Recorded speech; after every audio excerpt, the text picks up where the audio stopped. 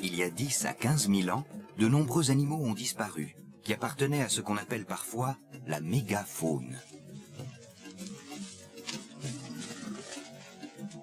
Elle était constituée d'espèces d'herbivores qui avaient fait un pari contraire à celui des chevaux ou des gazelles.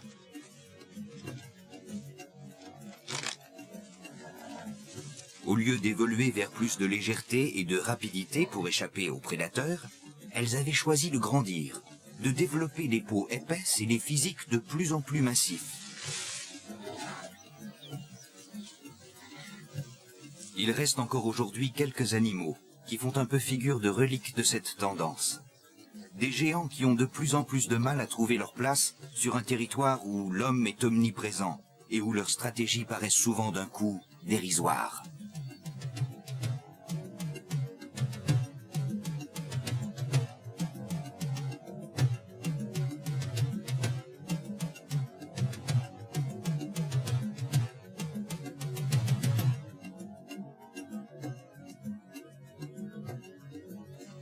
La girafe, qui a grandi essentiellement en hauteur, reste trop gracile, trop vulnérable pour appartenir à cette galerie de colosses où l'on compte finalement 4 spécimens. L'éléphant, le rhinocéros, le buffle et bien sûr l'hippopotame.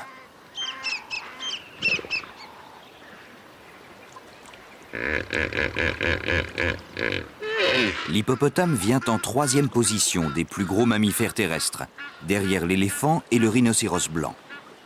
Un hippopotame adulte pèse plus de 3 tonnes. On rencontre des hippopotames dans toute l'Afrique, pourvu qu'il y ait des eaux permanentes. Il faut quand même qu'elles ne soient pas trop froides et suffisamment profondes pour lui permettre de s'immerger. Ce sont des animaux amphibies, parfaitement adaptés à la vie aquatique. Leurs yeux, leurs oreilles et leurs narines sont surélevés pour émerger de l'eau quand le reste du corps y est enfoncé. Dans chaque groupe, il y a un mâle dominant. Il est entouré de subalternes des 2 sexes qui sont d'âge très variés. Chez l'hippopotame, il n'y a quasiment pas de dimorphisme sexuel apparent et il n'est pas évident de distinguer les mâles des femelles. Le seul indice véritable qui permette de se faire une idée du sexe de l'animal, c'est la taille. Les femelles sont plus petites. Elles dépassent rarement les 2 tonnes. Mais on peut toujours confondre une femelle adulte avec un jeune mâle.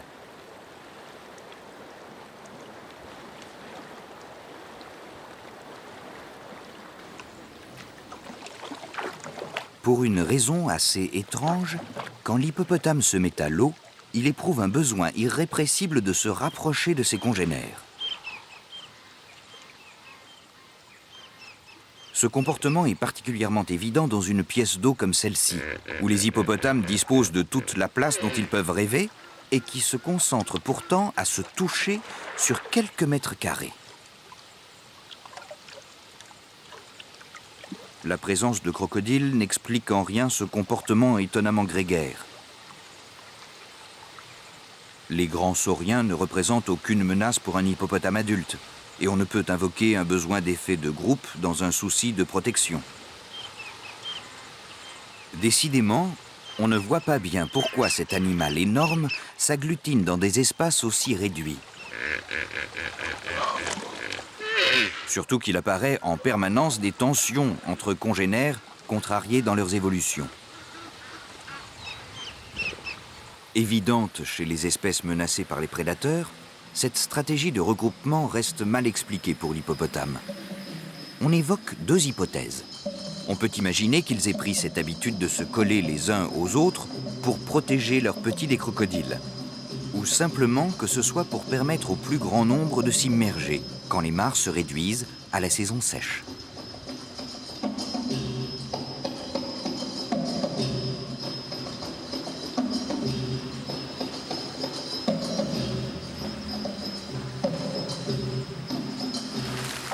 Quand il sort de l'eau, l'hippopotame change complètement de stratégie. Il devient systématiquement solitaire. Un paradoxe, car c'est le seul moment où il risque le cas échéant de se faire attaquer par un groupe de lions.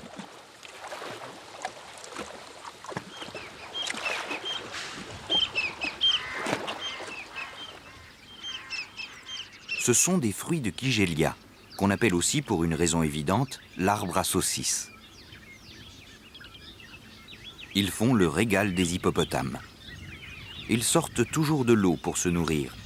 Ils montent sur les berges et peuvent s'éloigner de 2 ou 3 kilomètres de la rive pour chercher leur nourriture. Voilà un environnement idéal pour un hippopotame. Des grands champs d'herbes bien vertes et très nutritives à proximité immédiate de l'eau.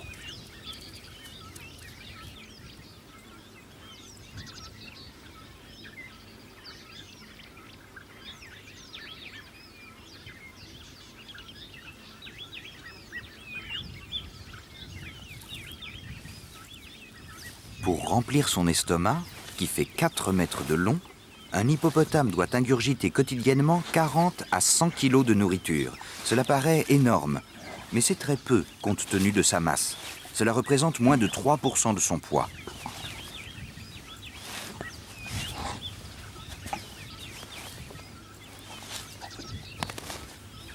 La bouche fonctionne comme une véritable tondeuse, avec une largeur de coupe de 50 cm. Mais il faut quand même pratiquement 5 heures à l'animal pour collecter la végétation nécessaire.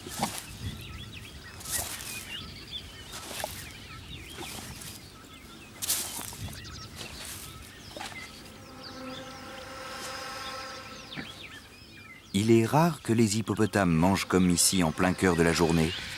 En général, ils attendent la nuit pour le faire. Et cette fois, leur option stratégique répond à une contrainte physiologique. En fait, contre toute évidence, ces mastodontes ont la peau fragile et redoutent par-dessus tout les coups de soleil. Leur épiderme est très fin et il est dépourvu de glandes sudoripares. Ils se déshydratent très vite dans des proportions alarmantes. Les hippopotames bénéficient quand même d'une petite protection. Leur peau sécrète une substance rougeâtre qui fait office de crème solaire hydratante. On pense aussi qu'elle a des vertus antibiotiques. Dans tous les cas, un hippopotame au soleil ne s'éloigne jamais de l'eau. Il doit pouvoir y retourner dès qu'il éprouve le besoin de se réhydrater.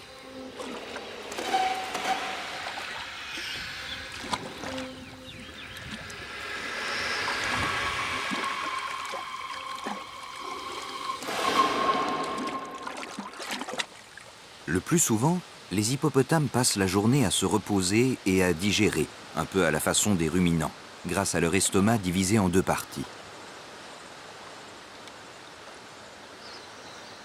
Ils flottent au ras de la surface et cela ne leur demande pas beaucoup d'efforts.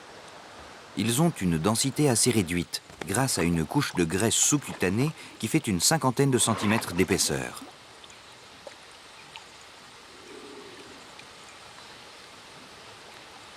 Les narines et les oreilles de l'hippopotame sont animées par des muscles puissants. Dès que l'animal plonge, elles s'obstruent de façon hermétique.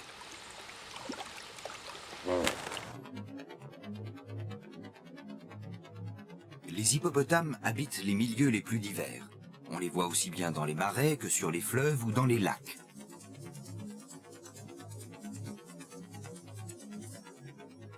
En fonction du milieu, ils s'organisent en groupes de taille très variées. Habituellement, un clan compte en moyenne une quinzaine d'individus. Mais tous les cas de figure sont possibles.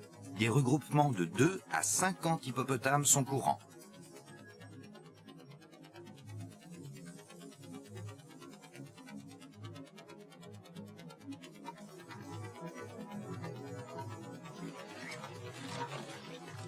À l'approche de l'homme, son seul véritable prédateur, l'hippopotame a une tendance systématique à s'immerger.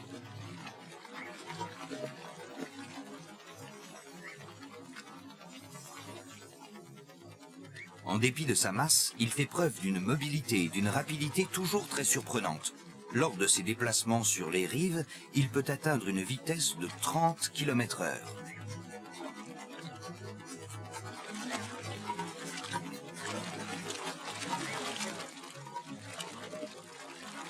L'hippopotame joue un rôle important dans l'équilibre de son milieu.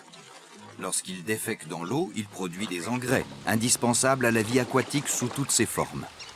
Les poissons prospèrent et attirent à leur tour les prédateurs comme les martins pêcheurs ou les pigargues à tête blanche.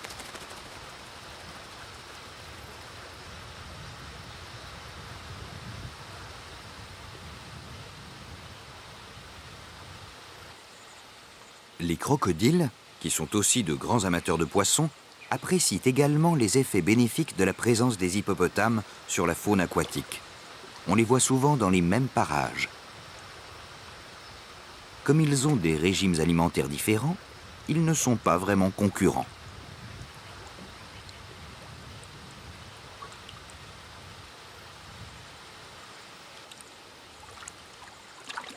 Le seul contentieux qui peut exister entre les deux espèces concerne les jeunes hippopotames. Le crocodile, qui ne dédaigne pas la viande fraîche, s'en prend à ses gros bébés, s'ils sont assez imprudents pour se baigner seuls. Ce qui est rare. Les mères sont très attentives à leurs petits. Elles constituent des sortes de crèches, où elles se relaient pour assurer la protection de leurs jeunes de tous âges.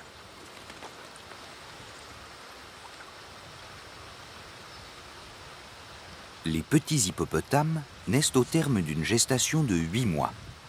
Il n'y a pas, à proprement parler, de période pour les naissances. Mais évidemment, les mères choisissent plutôt de mettre bas à la saison des pluies, quand les mares sont bien pleines.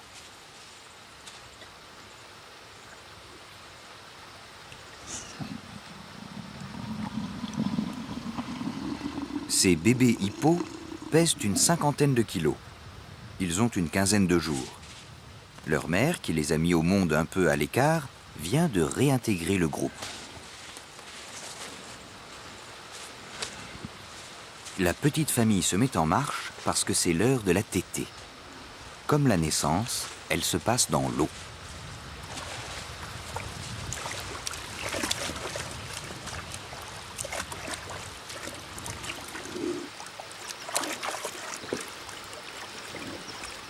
Le bébé a une morphologie qui lui permet de téter en immersion. Il ne tète que quelques gouttes à la fois et revient très vite reprendre sa respiration à la surface.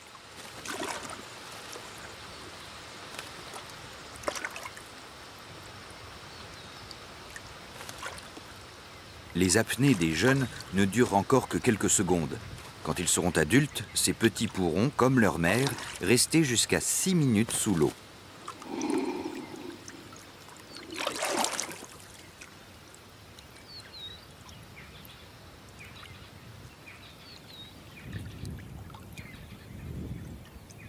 L'hippopotame tire finalement assez bien son épingle du jeu.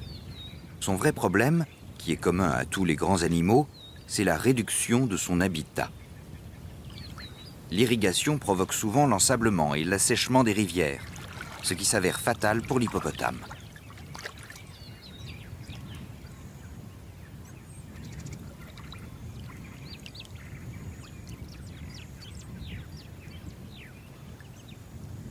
L'animal a dû aussi se montrer plus méfiant face à un prédateur qui le chasse pour sa viande, sa peau, sa graisse et pour l'ivoire de ses dents. L'homme s'intéresse plus qu'on ne croit à l'hippopotame, au point de le considérer comme un animal d'élevage à bon potentiel, à croissance rapide et à reproduction fréquente.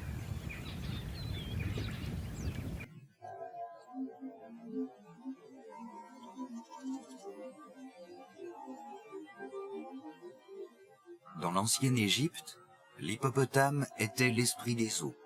On l'a d'abord chassé en considérant les dégâts qu'il faisait à la végétation des bords du Nil. Et puis ses effectifs se sont tellement réduits qu'on a décidé de le préserver et de reconnaître plutôt ses vertus fertilisatrices. Il a incarné alors la déesse Tauris, celle que les femmes invoquent quand elles sont enceintes. Au temps moderne, Les animaux, si puissants soient-ils, n'ont pas vraiment de stratégie à opposer au dessein des hommes ou à leurs conséquences. C'est ainsi qu'à la fin du XIXe siècle, le buffle, l'un des animaux les plus prestigieux de la faune africaine, a bien failli disparaître complètement.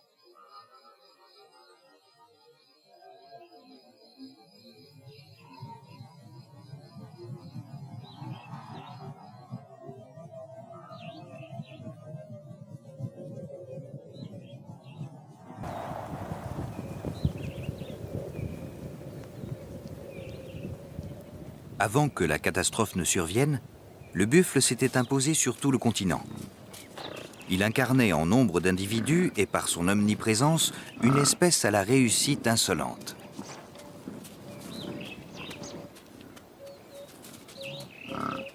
On trouvait des buffles partout, du niveau de la mer jusqu'aux forêts d'altitude, dans la savane et même dans des biotopes plus arides, pourvu qu'ils soient traversés par des rivières permanentes.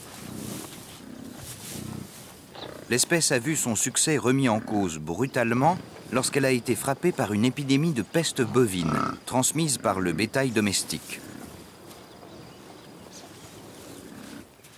Elle s'est propagée avec une efficacité terrible, qu'on peut imaginer en donnant un chiffre.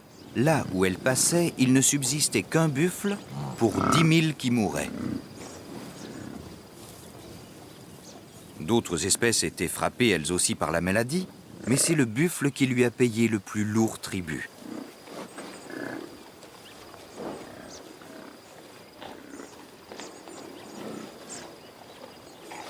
Les spécimens survivants ont fini quand même par développer une immunité naturelle, et le buffle a fait preuve une fois encore de sa redoutable efficacité. En quelques décennies, il a pu reconstituer ses effectifs et reconquis la plupart de ses territoires d'origine.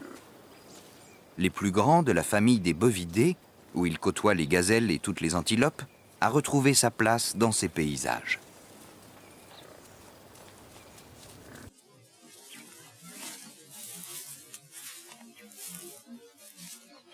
Le buffle est un géant.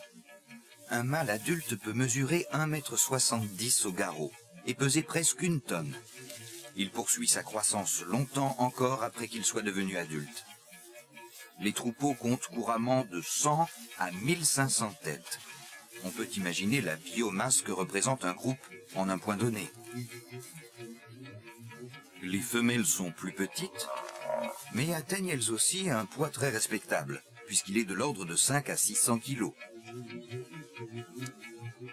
Quant aux jeunes, ils pèsent environ 50 kg à la naissance. Elle intervient le plus souvent au moment de la saison des pluies, quand l'herbe est abondante et que les mères n'ont pas de difficulté à se nourrir, et donc à nourrir leurs petits. La période de lactation demandant une alimentation plus copieuse et plus riche. Les veaux, qui têtent encore leur mère jusqu'à l'âge d'1 an, entretiennent longtemps avec elle une relation très privilégiée et inhabituelle chez les bovidés. Mais quand la naissance du petit suivant sera annoncée, cet état de grâce finira du jour au lendemain.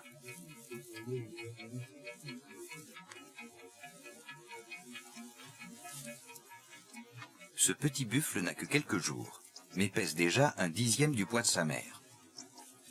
10 minutes à peine après la naissance, il savait déjà marcher. Et il suivait le troupeau, la seule façon de se mettre à l'abri des prédateurs et d'avoir une chance de survie. Pour que cette stratégie soit envisageable, il faut que le jeune soit à la naissance déjà parfaitement formé et en pleine possession de ses moyens. La durée de la gestation est de ce point de vue déterminante. Elle est particulièrement longue chez les buffles. La mère porte son petit pendant 11 mois et demi. Un chiffre à mettre en parallèle avec celui du bétail domestique. L'espèce est comparable et pourtant la gestation est de 2 mois et demi plus courte. Mis à part pour quelques individus sur leurs vieux jours, le troupeau est le cadre habituel de la vie quotidienne. Le groupe est composé indifféremment de mâles et de femelles, qui acceptent d'être très près les uns des autres, souvent même au point de se toucher. Il y a évidemment quelques règles de préséance à respecter. Les jeunes mâles se tiennent à distance des mâles dominants et de leurs cornes. Elles sont un bon indice de l'âge des individus. Quand les buffles atteignent l'âge de 7 ans, elles se sont rapprochées au point de se souder l'une à l'autre en formant une sorte de casque qui ne va cesser de grossir.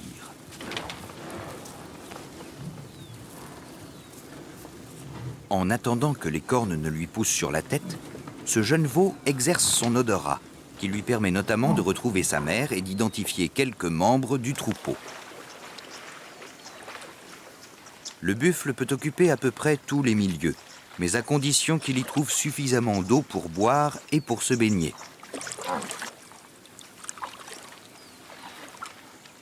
À la différence d'autres membres de sa famille, comme les gazelles, cette espèce n'est pas dotée de dispositifs qui lui permettent de réduire, en cas de besoin, sa température interne.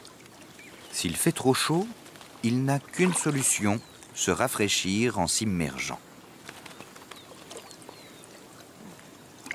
Cette façon de faire présente un autre avantage, qui relève de l'hygiène. Le bain lui permet de se débarrasser des parasites qui l'encombrent, ce en quoi il est aidé par les pique-bœufs.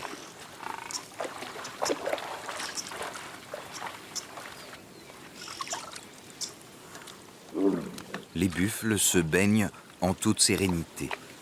Ils prennent leur temps. La présence du troupeau semble apporter toutes les garanties à la sécurité de leurs ablutions.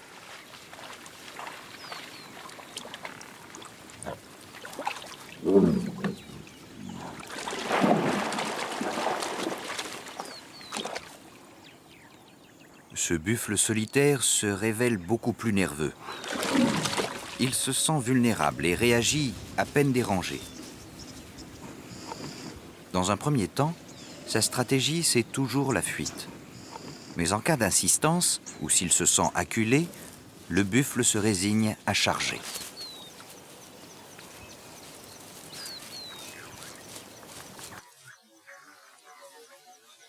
Le buffle n'a que 2 prédateurs, l'homme et le lion.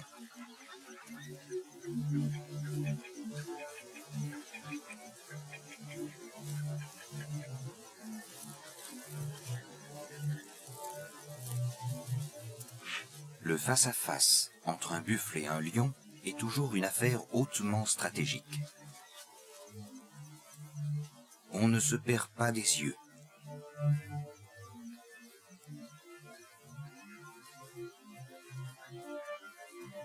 Pour le lion, le buffle est une proie tentante, par la masse de nourriture qu'il représente, mais aussi dissuasive, par la puissance musculaire qui peut animer des cornes redoutables.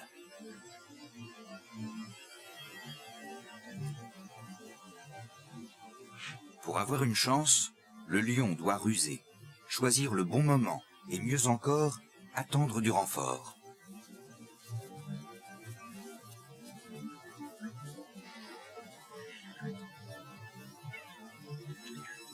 Le buffle convoité n'était pas solitaire, mais accompagné de quelques autres mâles célibataires.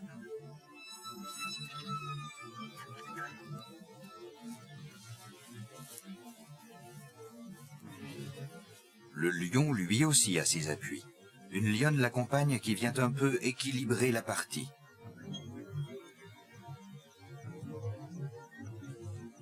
La présence des buffles a attiré encore d'autres membres du clan.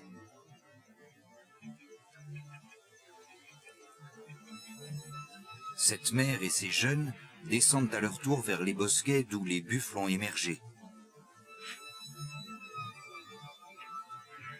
Les bovidés se sont placés en ordre de combat. Ils font face au danger et contrôlent toutes les approches.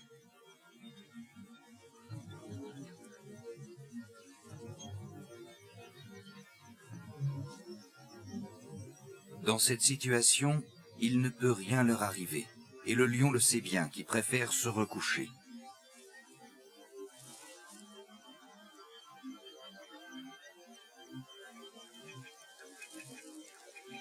Dans ses rêves, le lion imagine peut-être la situation idéale. Il serait en compagnie de 5 ou 6 adultes de sa race et cernerait un grand buffle solitaire. Qu'importe finalement sa taille, L'important, c'est qu'il soit seul. Même une girafe, pourtant moins massive et plus vulnérable, peut tuer un lion d'une ruade. Aussi, il est beaucoup plus raisonnable pour le prédateur de s'en prendre à des proies de taille intermédiaire, comme le zèbre. Le zèbre appartient à l'ordre des périssodactyles, autrement dit des ongulés à doigts impairs. L'ordre comprend 3 familles, dont celle du rhinocéros, un animal qui a 3 orteils à chaque patte, mais surtout un statut de colosse de la faune africaine.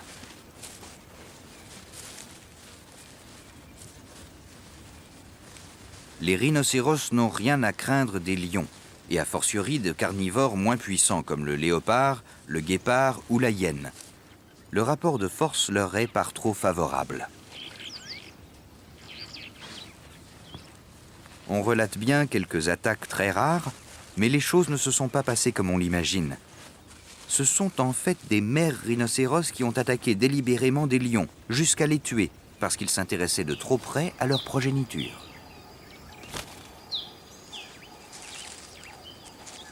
Le rhinocéros est issu d'une famille qui était très florissante à l'ère tertiaire. Les spécimens qui sont parvenus jusqu'à nous, tels ce rhinocéros blanc, doivent gérer aujourd'hui leurs relations difficiles avec l'homme sans y avoir été préparés. Ces animaux ont développé essentiellement des stratégies pour gérer leur adaptation à leur milieu, y définir et marquer leur territoire, faire en sorte d'y trouver des partenaires, de l'eau, de la nourriture. Ces comportements, parfaitement au point, affinés au fil des âges, peuvent s'avérer catastrophiques quand l'homme s'en mêle. Ainsi, l'habitude des rhinocéros de passer toujours quasi systématiquement au même endroit, sur les mêmes traces, facilite largement le travail des braconniers.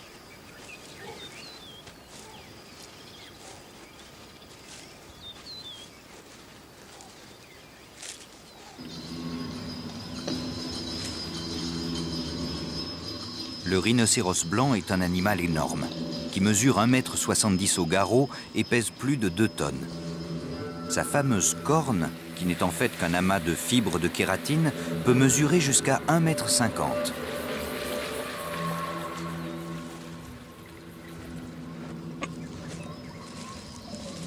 Le rhinocéros blanc a une grande bouche carrée, qui lui permet de tondre au ras du sol les herbacées à tiges courtes.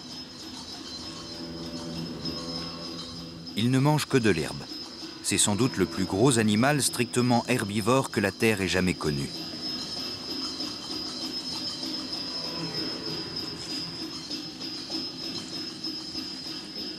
L'animal est dépendant d'un milieu où il doit pouvoir pâturer à son aise.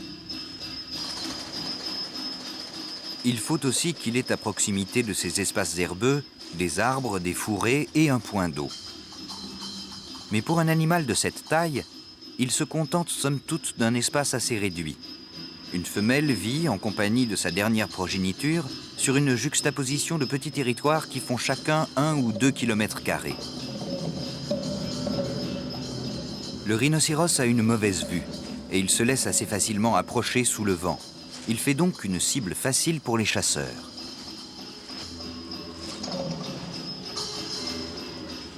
Ces animaux, qui étaient très communs au temps préhistorique et dont on trouve la trace dans de nombreux gisements fossiles, ont vu leurs effectifs se réduire dans des conditions catastrophiques au cours des dernières décennies.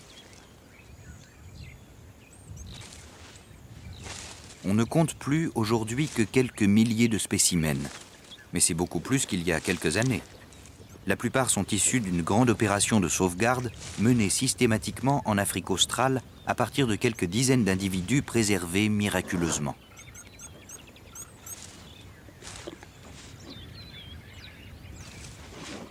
La réussite de cette campagne de réintroduction est bien la preuve que dans son milieu naturel, le rhinocéros blanc a toutes les solutions pour se nourrir, élever sa progéniture et aller au terme d'une vie qui doit durer normalement plusieurs dizaines d'années.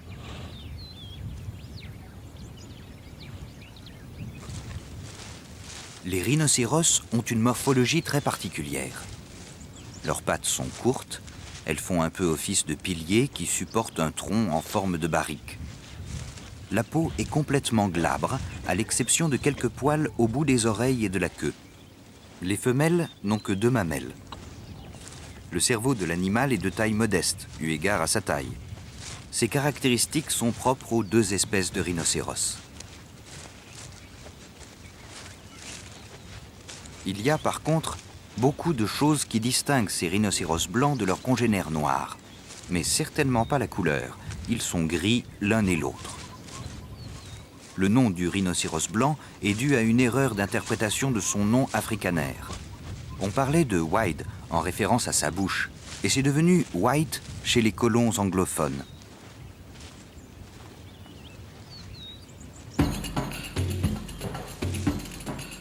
Mais voilà sans doute la façon la plus insolite de distinguer les 2 espèces.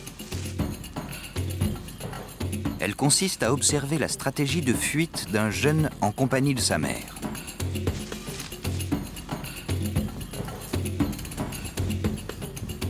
C'est la position de l'un par rapport à l'autre qui permet de dire à coup sûr si l'on a affaire au rhinocéros camus, le blanc, ou au Diceros bicornis, son cousin noir.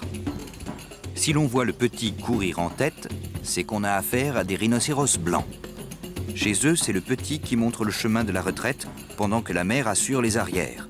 Tandis que chez le rhinocéros noir, c'est l'inverse.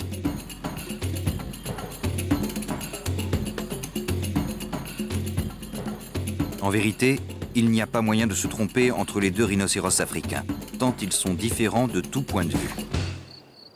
D'abord, la bouche. Chez le rhinocéros noir, elle est pointue. La corne antérieure ensuite, qui est plus petite.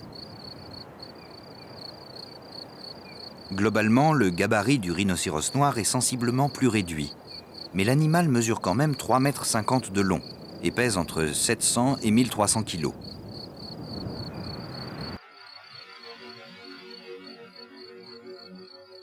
Alors que l'animal est de naturel plutôt solitaire, on peut observer parfois, comme ici, des contacts à caractère tout à fait occasionnel entre plusieurs individus. Le temps de communiquer par ultrasons, et tout ce petit monde s'identifie. On se rend compte qu'on appartient en fait à la même famille, alors on se rapproche et on se salue entre frères, sœurs et cousins. Cette rencontre est un événement dans la vie des rhinocéros qui est d'habitude très réglé. Chacun retournera bientôt à sa vie ordinaire.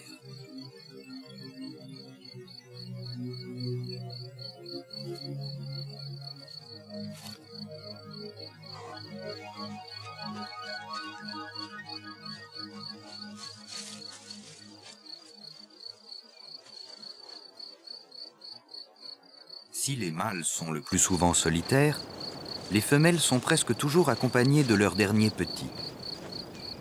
Cette mère vit avec un jeune qui n'est vraiment plus un bébé. Il doit avoir environ 3 ans. Le rhinocéros noir occupe des milieux qui peuvent être très différents, aussi bien de la savane que des régions sèches couvertes de broussailles ou de la forêt dense et même des forêts de montagne.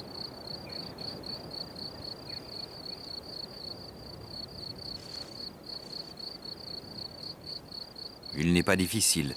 Il mange toutes sortes de plantes, qu'il arrache avec sa lèvre supérieure préhensile. Chez les 2 espèces de rhinocéros, les incisives tombent très vite, et c'est la lèvre qui devient l'instrument de coupe.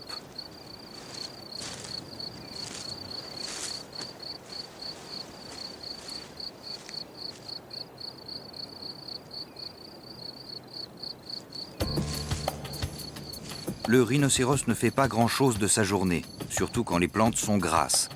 Il n'a même pas besoin de se déplacer pour aller boire. Il se contente de l'humidité qu'elle renferme. Par contre, à la saison sèche, il peut parcourir jusqu'à 25 km par jour pour trouver un point d'eau. Dans quelques mois, ce jeune devra quitter le giron maternel. Il se sera écoulé plus de 3 ans depuis sa naissance et sa mère donnera bientôt naissance à un nouveau jeune. Ce sera le signal du départ et de la séparation.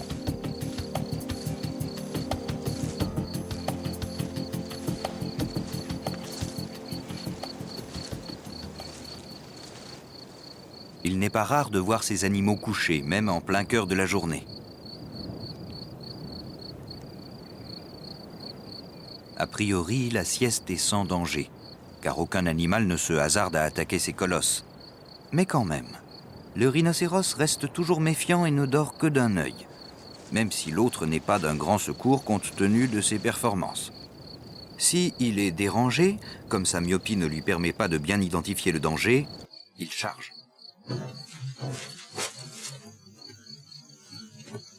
Comme l'agresseur identifié s'est révélé inoffensif, le pachyderme a bifurqué.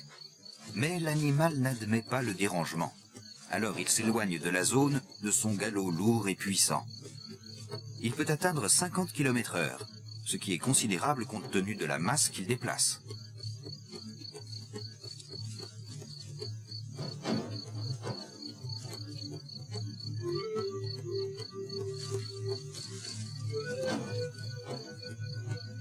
Les rhinocéros noirs étaient eux aussi très répandus dans toute l'Afrique. Leur population a diminué dans des proportions considérables. On en avait dénombré 65 000 en 1970. On estime aujourd'hui à moins de 3 000 les survivants.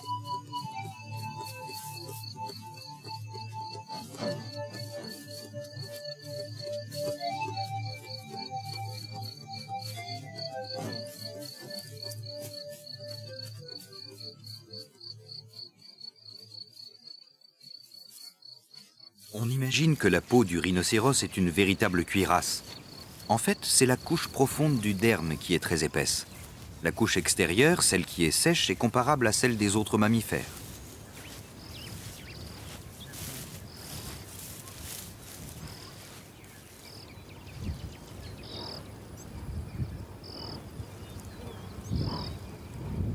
Le rhinocéros noir porte souvent des plaies derrière l'épaule, des sortes de grandes balafres. Elles sont causées par des vers parasites. Elles attirent irrésistiblement les mouches et se referment difficilement parce que les oiseaux ont souvent tendance à venir les picorer.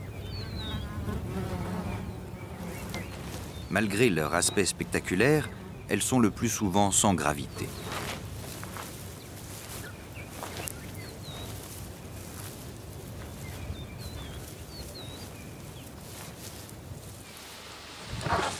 Quand les gros animaux atteignent l'âge adulte, ils n'ont plus que deux choses à craindre, l'homme et la maladie, souvent transmise par leurs parasites.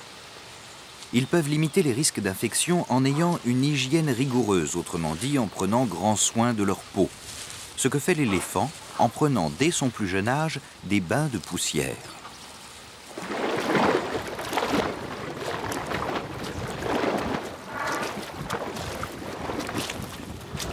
On parle de pachyderme pour désigner les éléphants. Le mot signifie littéralement un animal à la peau épaisse. La peau superficielle de l'éléphant fait effectivement plus de 3 cm d'épaisseur, mais elle est très fragile, souple et sensible.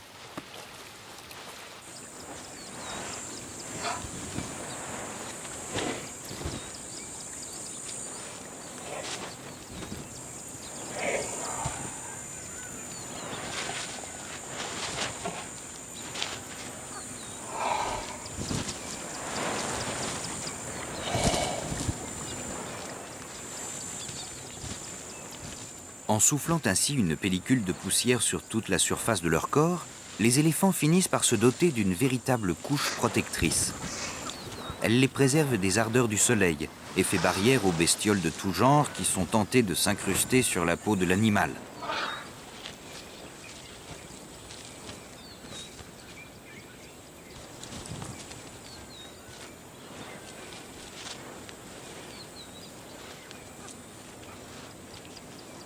Assez curieusement, pour des animaux aussi imposants et qui n'encourent pas de vrais risques à rester seuls, il y a chez l'éléphant un besoin quasi viscéral d'être près des autres, pour faire ensemble les mêmes choses en même temps.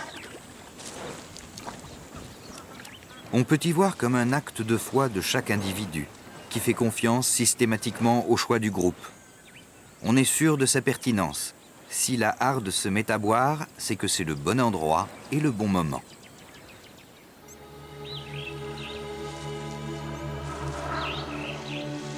L'éléphant est un animal vraiment à part.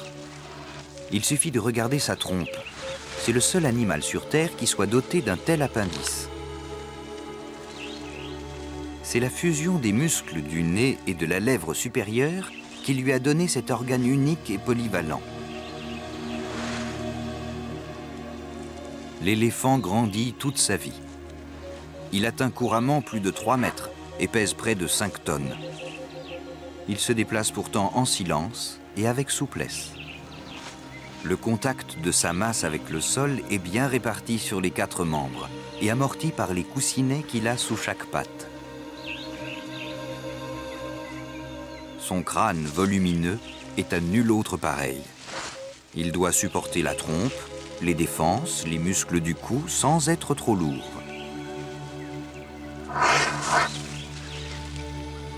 Il sert aussi de point d'ancrage aux oreilles.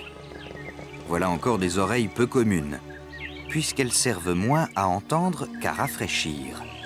Ces grands pavillons, parcourus d'un réseau de gros vaisseaux sanguins, permettent à l'animal de se ventiler et d'abaisser la température interne de son corps. Chaque éléphant, en tant qu'individu, est parfaitement adapté pour faire face à toutes les situations. Et pourtant, l'espèce a éprouvé le besoin de vivre en communauté.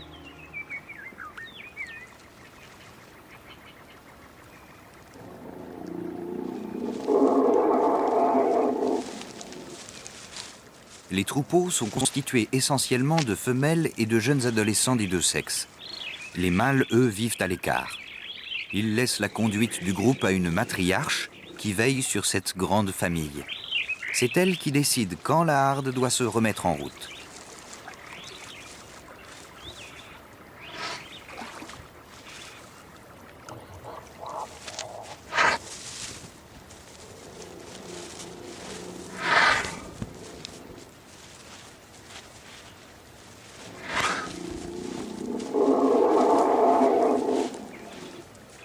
La matriarche a une multitude de relais au sein du groupe.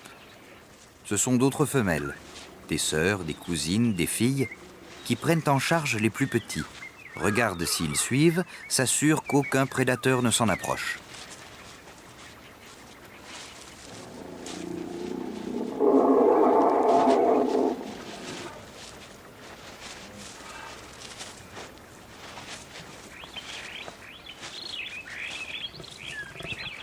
Il y a une grande solidarité chez les éléphants. Chacun est attentif aux dangers qui pourraient se manifester pour lui ou pour les autres. L'information circule vite. On communique à l'aide d'infrasons. On en a identifié plus de 25, la plupart inaudibles à nos oreilles.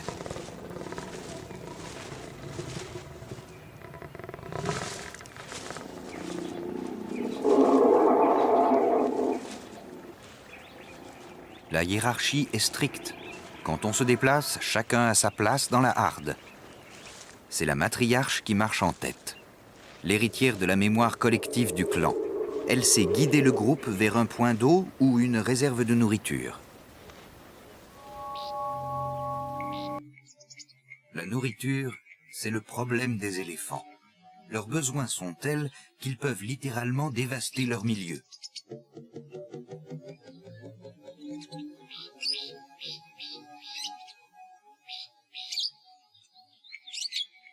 Autrefois, l'impact des éléphants sur la végétation était pour eux un problème négligeable.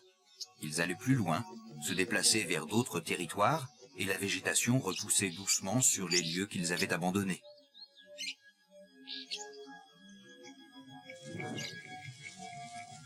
Aujourd'hui, les éléphants sont cantonnés le plus souvent à des espaces limités.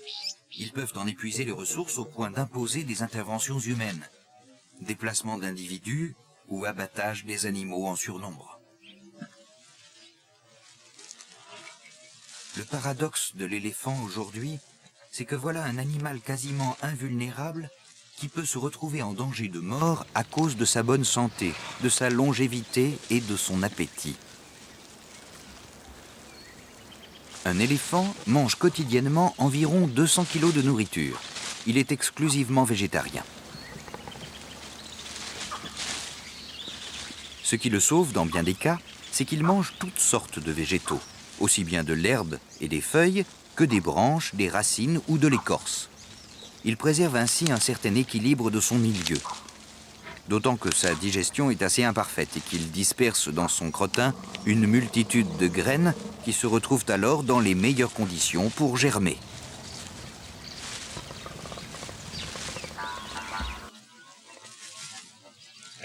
Deuxième vrai gros souci de l'éléphant, trouver l'eau.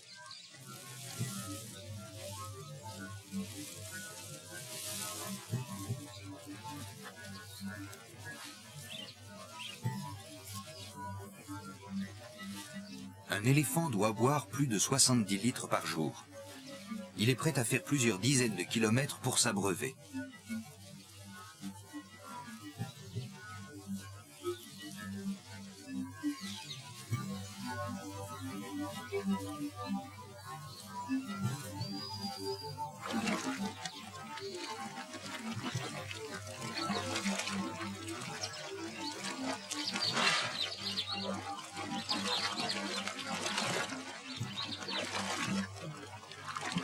C'est la trompe, l'outil à tout faire, qui va une fois encore être mise à contribution. Elle va permettre cette fois à l'éléphant de siphonner d'un coup 25 litres d'eau et de les déverser dans son gosier.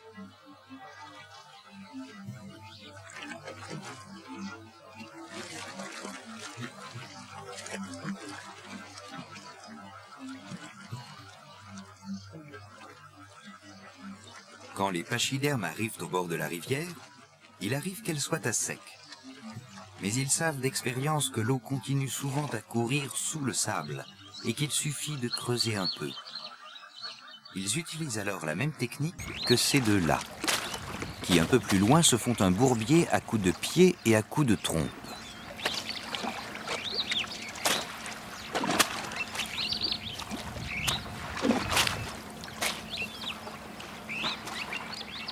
Ces deux éléphants veulent prendre un bain de boue. Mais comme la rivière ne s'y prête pas à cet endroit, ils s'aménagent sur la berge un petit espace où ils mélangent l'eau et la terre jusqu'à obtenir le nécessaire à leurs ablutions.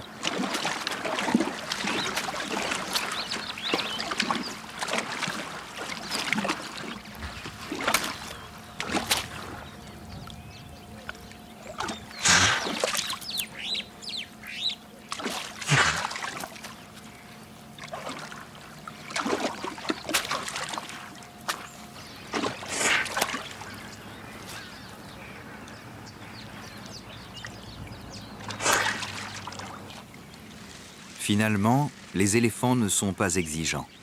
Ils se contentent de tous les milieux pourvu qu'ils y trouvent à boire, à manger et si possible de quoi s'y baigner. Des besoins somme toute assez simples, mais pour lesquels il n'y a pas d'alternative.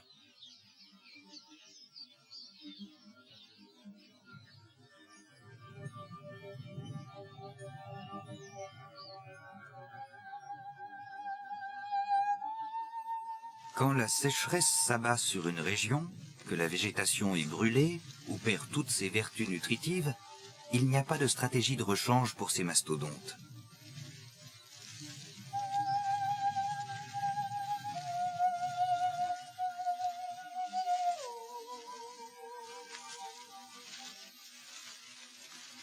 Dans ces conditions, la puissance et la taille deviennent un handicap. La plupart des autres animaux trouvent des solutions de remplacement, d'autres opportunités dans ces moments difficiles. Pour l'éléphant, faute de trouver son énorme quantité de nourriture quotidienne et de l'eau, c'est la mort sans gloire, de faim ou par déshydratation.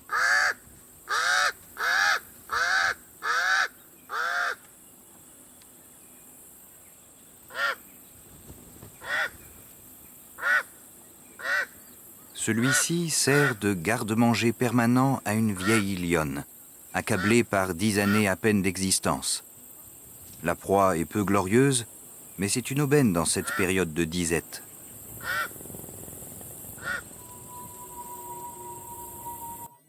L'éléphant a été tué en fait par des hommes, qui lui ont coupé la trompe et pris les défenses.